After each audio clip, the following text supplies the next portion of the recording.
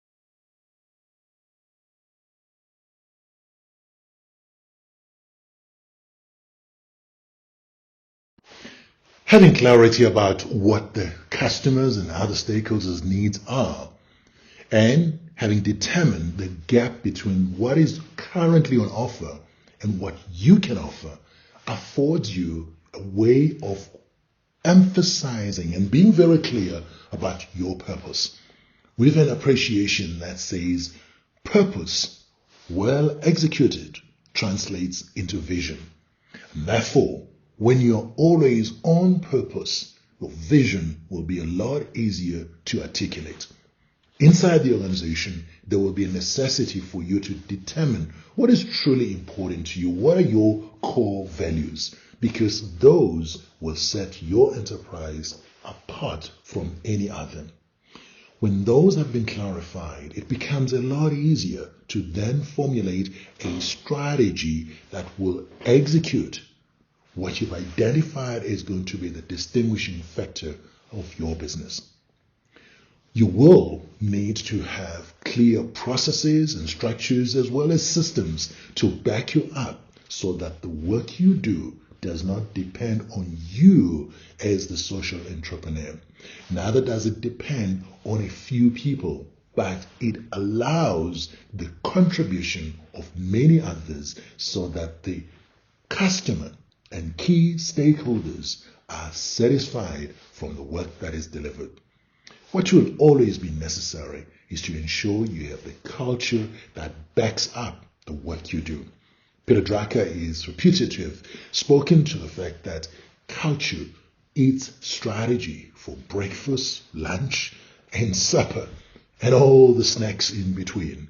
So you and I may very well want to be able to look into how do we define the culture that distinguishes our business from any other.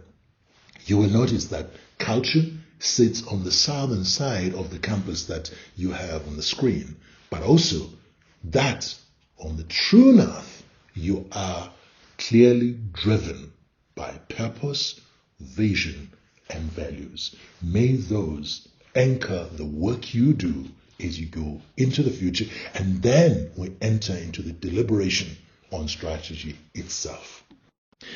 The strategy planning process requires that the owner, the founder, or members of the board look into what's happening in the marketplace and determine the position of the enterprise in relation to others in the sector or in the industry.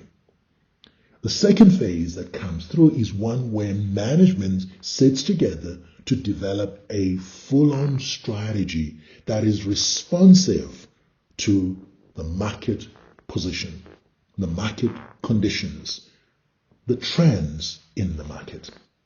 Then you'd want to be able to identify key staff members who will take time to build a plan that is responsive to the 3 or 4 strategic objectives identified by the top leadership of the organization.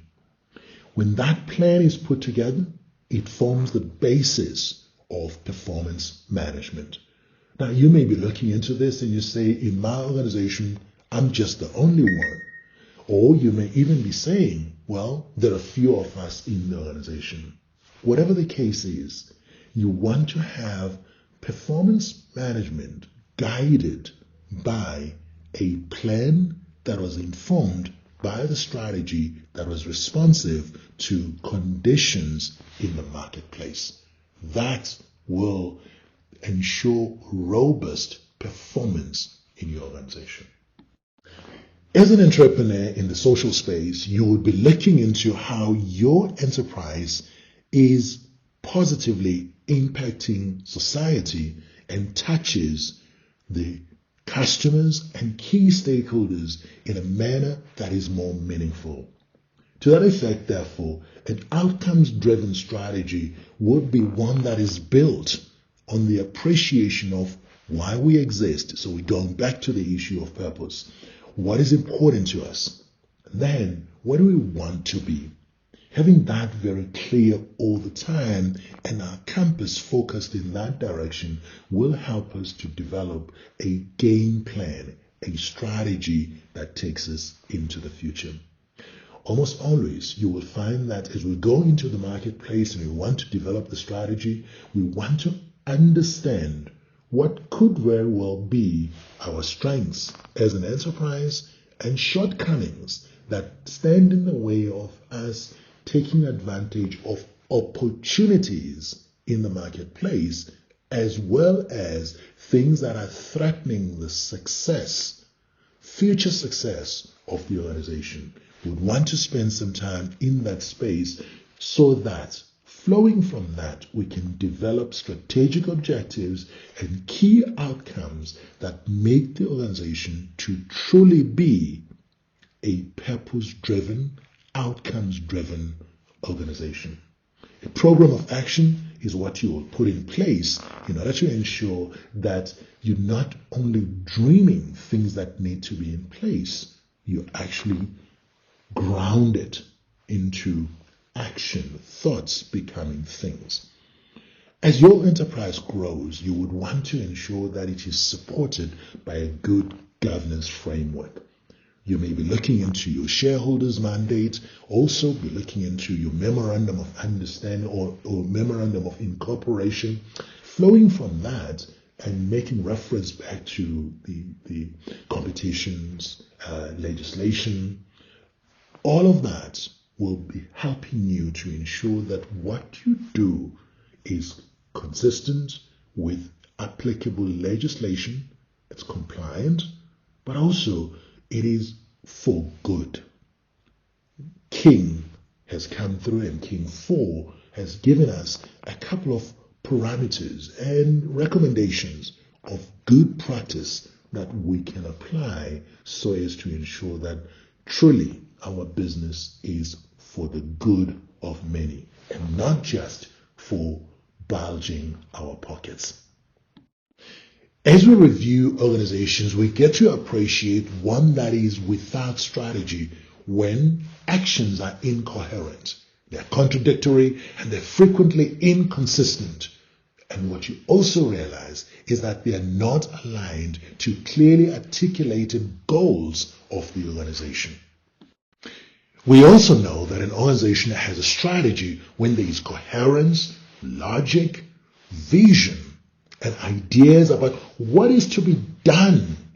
And these actions can be seen as a pattern or a set of goals and choices taken in order to advance a particular cause. And none of it is haphazard. With this in mind, then, we can say that an organizational strategy would be a comprehensive master plan that details how your organization's mission and objectives will be met. So when you're thinking about formulating or refining your organizational strategy, you've got to be asking, is it truly a master plan that helps me to know how I can contribute to the organization's mission and the organization's key objectives? Gary Hamel and C.K. Prahalad suggest that the primary focus of any strategic analysis has got to be the business unit. It is operating within the large organization, but what it does has to be adding value to the overall brand equity. This may very well be the area you want to pay the next bit of attention. Nearly 70 years ago, Peter Drucker positioned the strategic thinking assignment as being that of asking the question, what business are we in? What is our business? What should our business be? Then ask the third and critical question, who is our customer?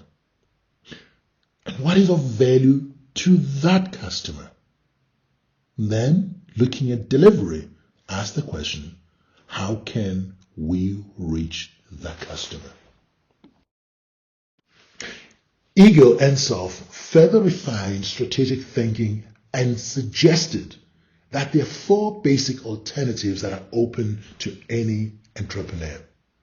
When you've got an existing product and you're going into an existing market, you're looking for ways in which you could penetrate that market deeper. The next, you have an existing product and you're venturing into new markets. Therefore, a strategic approach you want to adopt is one of market development. In a space where you've got an existing market, but you're bringing in a new product, you may then want to do some product development work. That product development work is what we have seen in the advent of TikTok and the advent of ChatGPT. All of those are entering into the marketplace that has long been there, but bringing in something that is most needed and relevant to the current market. But you can also be in a beautiful space where you are out there in a very new market and you bring in new products. In that space, you bring product diversification. We see this happening in a number of tech organizations, but I want to believe that even in the social space, we could very well be able to have a diversification of product renderings so that the marketplace looks to us and finds something distinct, something unique, but also a multiplicity of ideas, of solutions they can tap into, and they are also affordable and of value to the market. As we draw towards the close of our time together, I want to pull this particular definition of strategy that Michael E. Porter at Harvard Business School came up with. And his statement was that strategy really is about positioning our business in a given industry structure. And we'll have a conversation around this when we are discussing the various models and frameworks for strategy. But what is coming through from here is about positioning your business in a given industry. And this is a social enterprise industry within which you operate. And then you say, how do I do it such that it gives me a competitive advantage? As we look at positioning our enterprise, we would want to check what's trending that has an impact on business, my business, and business as a whole. Virtually all strategy has a deliberation around what is considered pastel analysis. I've gone about it and said maybe we need to refine that and start off with society. What are the social factors that have a bearing on business? Changing lifestyles. What are those causing people to do differently, to conduct business differently? Technology. Access to technological infrastructure, connectivity, tools that people use to access that which we are providing, platforms that they work on, relationships, systems such as your CRM, your customer relationship management. How does that impact on how you conduct business? As well as tracking and tracing progress with the product. What could be the business implications in general, and what could be the implications for your own social enterprise? Think about what's happening economically. We operate in a global environment. How does your business have a bearing on what's happening globally, but also what's happening in the continent? We are now operating in an Africa-free intercontinental trade dispensation. How is your business positioned to trade north of the equator? If you think about it, the political landscape is also influencing how we conduct business. Service delivery or lack thereof. COVID-19 had some bearings which may very well have been considered to be health factors. However, they actually had more political influence because there were political decisions that were taken. So how did those impact on business, and how did those impact on your social enterprise? The Solidarity Fund was established as a political response to an economic factor. Legislation. How is legislation impacting on your business? Specific to your sector, specific to your industry. And the amendments that are being made, are they responsive? Are they really transformative as you would want them to be? Well, impact on business, impact on your enterprise. Ecologically, here, ESG, which has to do with environment, sustainability, and governance, is becoming a central part of strategic discussion and decision making. It has to do with the reputation of your enterprise and a decision whether we are people who are known for corporate social investment or corporate social responsibility. Which one is it? Well, think about it. Implications for business in general, implications for your social enterprise. Two areas that do not feature in the Pastel analysis are these: health and demography. I want to emphasize this because we've come to a point where it becomes all the more important to engage with staff around their wellness and their well-being. And considering the demographic shifts that are taking place, we know for a fact that Generation Y and Generation Z are the ones that are the talk of town right now because of their spend capabilities. Well, with that in mind, what could be their influence on business and their influence on your own social enterprise? We know for a fact that impact is a critical factor for these two generations. Well, keep those in mind as you formulate the strategy for your own organization as well. So we wrap this module by summarizing that your strategy as you formulate it or refine it can help to shape the environment in a proactive manner, or it can be shaped by the environment as it responds to it. Therefore, it becomes a reactive strategy. The proposition is one that you consider your organization and the environment within which you operate and make a decision that is relevant to your situation. I wish you all the joy and all the success as you shape the strategy of your enterprise.